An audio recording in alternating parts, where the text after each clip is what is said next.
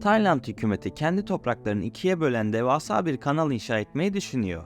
Tayland, 513.120 kilometre yüzölçümü ile dünyanın en büyük 51. ülkesidir.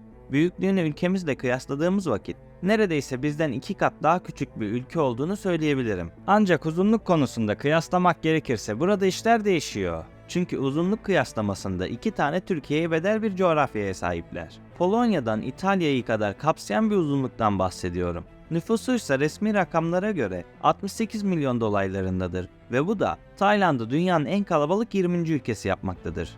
Nüfus ve yüzölçümü bakımından bu kadar önemli bir ülke olan Tayland neden topraklarını ikiye bölüyor ve bunu nasıl yapacak? Bu sorulara cevap verebilmek için coğrafyanın stratejik önemini anlamak zorundayız. Aynı şekilde 100.000 olmak da benim için oldukça önemli.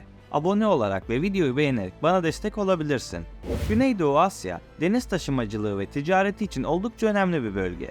Bu yerin gerçekten önemini kavramak istiyorsanız Singapur'a daha yakından bakmamız gerekiyor. Singapur, kendi halinde küçük bir şehir devleti olsa da Malakka Boğazı ve Güney Çin Denizi arasındaki bağlantısı sayesinde zenginleşti. Çünkü her yıl sadece Malakka Boğazı'ndan 100.000'den fazla gemi geçiyor ve bu rakam küresel deniz ticaretinin %20'sine denk geliyor. Yüzdenin büyüklüğüne şaşırmamak lazım çünkü bilgisayar, işlemci ve genel olarak elektronik ürünlerin en büyük üreticileri bu coğrafyada bulunuyor. Şimdi Singapur örneğinden çıkarak Tayland meselesine geri dönelim. Tayland'ın başkenti Bangkok, Malakka'dan 1400 kilometre uzaklıkta bulunuyor ve bu ülke doğrudan Malakka Boğazı'ndan geçen ticaretten yararlanamıyor. İşte Tayland hükümeti tam da bu yüzden, yani Singapur'u zenginleştiren bu boğaz nedeniyle ülkeyi ikiye bölmek istiyor. Bu nedenle Tayland kanalının oluşturulması fikri ortaya çıktı.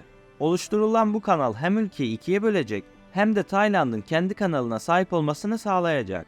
Aslına bakarsanız Tayland kanalının oluşturulma düşüncesi 17. yüzyıldan beri süregelen bir süreç. Tayland kralı Malakka Boğazı'na alternatif olarak başka bir kanal yaratmayı ve böylece buradan geçen gemiler sayesinde kar elde etmeyi düşünüyordu. Eğer gerçekten Andaman Denizi ile Tayland Körfezi arasında olması planlanan bu proje yapılırsa, Tayland, Güneybatı Asya'nın ana ticaret bölgesi olabilir. Çünkü bu kanal ticaret rotalarını yüzlerce kilometre kısaltıyor. Örneğin Güney Çin Denizi'nden gelen gemiler Bengal Körfezi'nden geçtikten sonra Umman Denizi'nden devam ediyor ve Süveyş kanalına varıyorlar. İşte bu kanal Bengal ile Çin arasındaki yolu kısaltmaya yarayacak. Malakka Boğazı, dünya denizcilik ve ticaretinin genişlemesi sırasında her zaman çok büyük bir öneme sahipti. Ancak Tayland'da kurulacak olan yeni bir kanalın hayali, geçmişte Batı Hindistan şirketi tarafından desteklenmişti.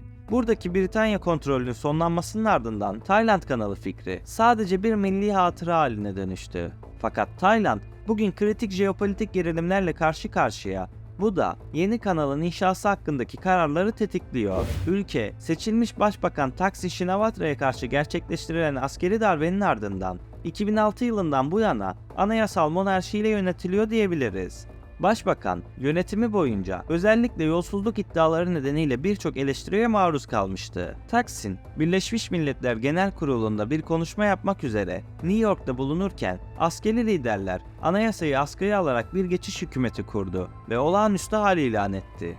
O dönem gerçekleşen bu darbe, yeni kanalın inşa olasılığını imkansız hale getirmişti. Ancak 2020'lerde bu fikir tekrar gündeme geldi ve kanal inşaatı için yeni girişimler başlatıldı. Önerilen 120 kilometre uzunluğundaki kanal, Panama kanalından daha uzun bir mesafeye sahip olacaktı.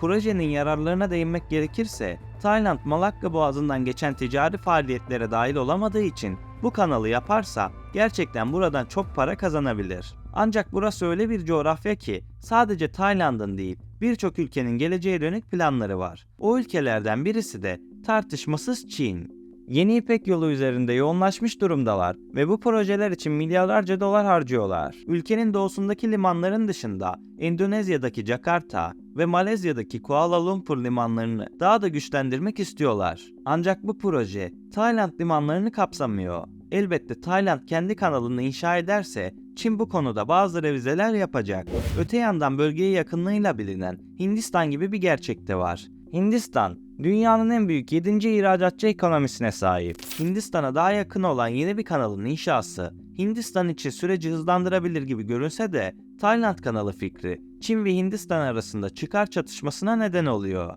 2016 yılında Çin, bu kanalın inşası için gerekli olan finansmana katkıda bulunmayı teklif etti. Ancak Hindistan, bu projenin Tayland ekonomisi için çok büyük olduğunu ve ülkenin bunu karşılayamayacağını söyledi. Aslında perdenin arkasında başka gerçekler vardı. Çin'in bu desteği, Tayland'ın bazı devlet şirketlerinin ve yapılacak olan kanalın kontrolünün Çin hükümetinde olması anlamına geliyordu. Çin hükümeti, buradaki çıkarlarını gözeterek Hindistan'ı birçok konuda engelleyebilirdi. Öte yandan bu bölgede Amerika Birleşik Devletleri gerçeği de var. ABD donanmasının güçlü kontrolünde olan Hint Okyanusu, Çin ticareti açısından olmazsa olmaz konumdadır. Özellikle Orta Doğu petrolünün Çin'e aktarılması ve Çin ürünlerinin batıya gönderilmesi için önem arz eden bu bölgede sadece Çin'in kontrolünde olacak bir kanala Amerika Birleşik Devletleri asla evet demez. Bu yüzden Tayland'ın bu projeyi tek başına finanse etmesi oldukça önemli. 150 milyar doları bir başına finanse edebilirler mi? Bunu gelecek seneler gösterecek ama zaten Tayland hükümetinin bu konuda net bir karar alamamasının en büyük nedeni bu devasa maliyet.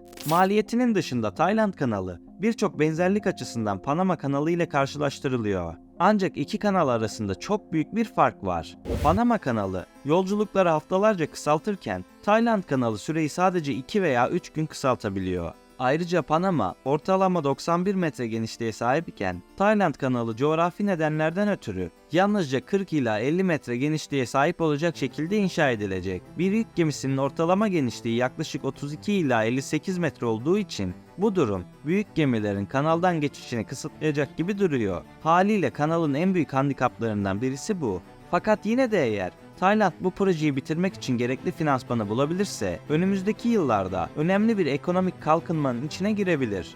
Gemi trafiğinin bir kısmını bile kendi topraklarına yönlendirerek transit geçişlerden elde edilen gelirleri kendi ekonomisine katabilir. Ayrıca böyle bir projenin inşası, istihdam, yerel kalkınma ve turizm gibi alanlarda da katkılar sağlayacaktır. Öte yandan stratejik açıdan bakıldığında Tayland'ın böyle bir kanala sahip olması ülkenin bölgesel gücünü arttırır. Malakka Boğazı'nın kontrolü Endonezya, Malezya ve Singapur arasında paylaşılıyordu. Ancak Kra Kanalı tamamen Tayland toprakları içerisinde yer alacağı için bu rotanın kontrolü ve yönetimi de tamamen Tayland'ın elinde olacak. Elbette gizli bir Çin gölgesi olmadığı sürece. Pekala, siz bu konu hakkında ne düşünüyorsunuz? Aklınıza İstanbul kanalı geldiğinden eminim. Bu konu veya benzer projeler hakkında fikirlerinizi yorumlara yazabilirsiniz. 100.000 hedefimde yardımcı olmak için kanala abone ol ve videoyu beğen. Beni buraya kadar dinlediğin için teşekkür ederim. Bir sonraki videoda görüşmek üzere. Kendinize iyi bakın.